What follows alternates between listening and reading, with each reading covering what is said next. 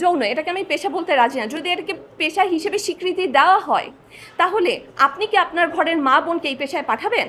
আপনার স্বামী, আপনার ছেলে এই পেশা গ্রহণের জন্য সেই নারীদের কাছে যাচ্ছে, সেটাকে আপনি মেনে নেবেন? যৌনকর্মীদেরকে শ্রমিক হিসেবে স্বীকৃতি প্রদান।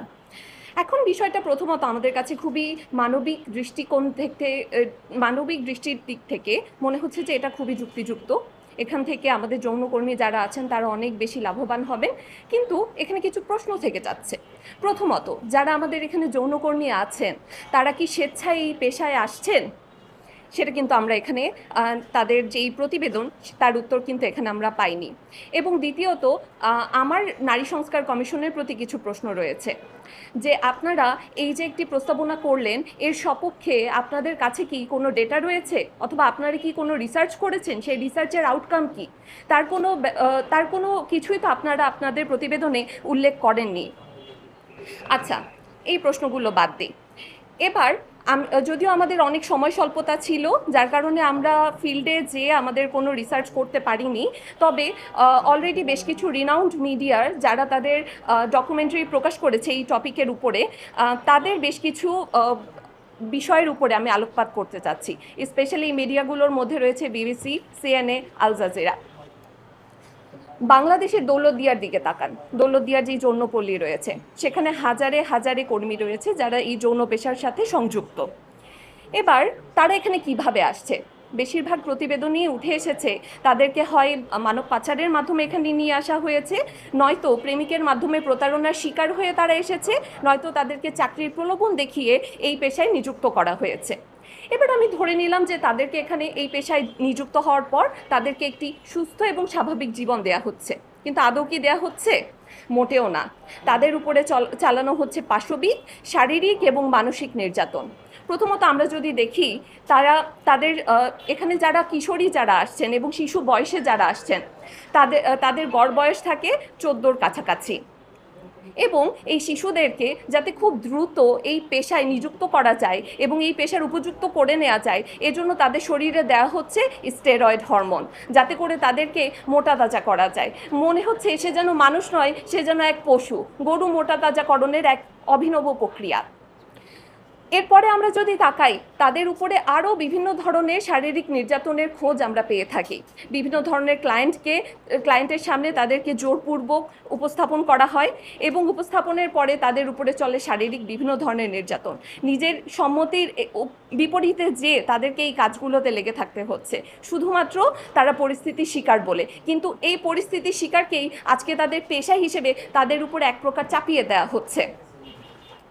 আচ্ছা, এই তো গেল আমাদের দেশের অবস্থা। এবার আমরা বাইরের দেশগুলোর দিকে তাকাই।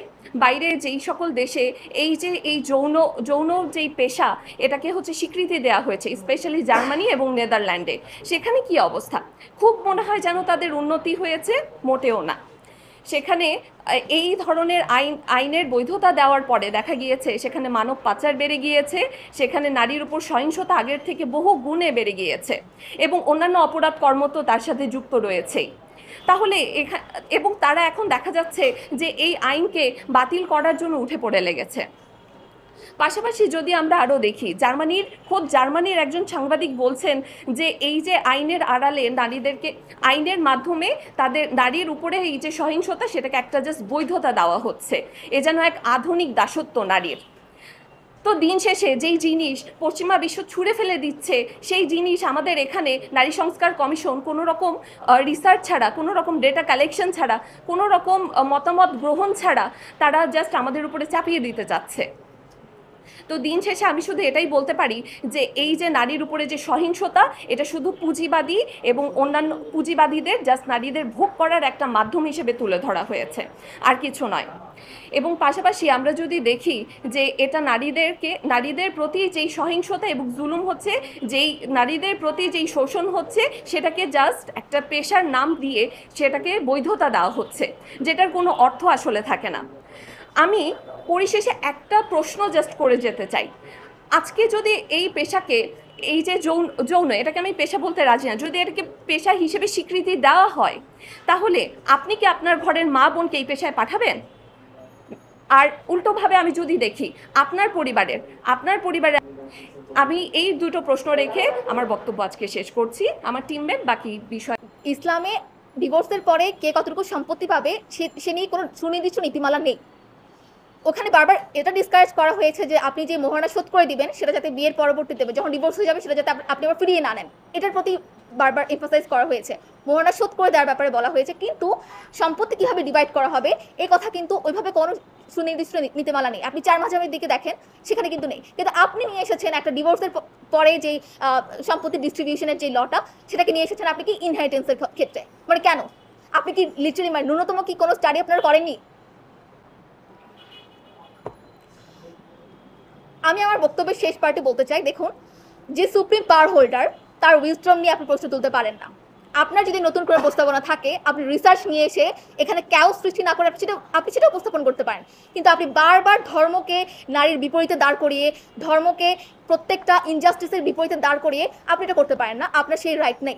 এবং আপনি আমাকে ঠিকও করে দিতে পারেন না যে আমি আমার ব্যক্তিগত লাইফেই জাস্ট ধর্মটাকে রাখবো, এটারও আপনার রাইট নেই যে আপনি আমাকে ঠিক করে দিবেন যে আমি কতটুকুতে আমার ধর্ম রাখবো। কারণ ধর্মই, আমি যে লাস্টলি যে ধর্মই আমাদের ট্রেডিশন, ধর্মই আমাদের কালচার এবং ধর্মই আমাদের জীবন ব্যবস্থা।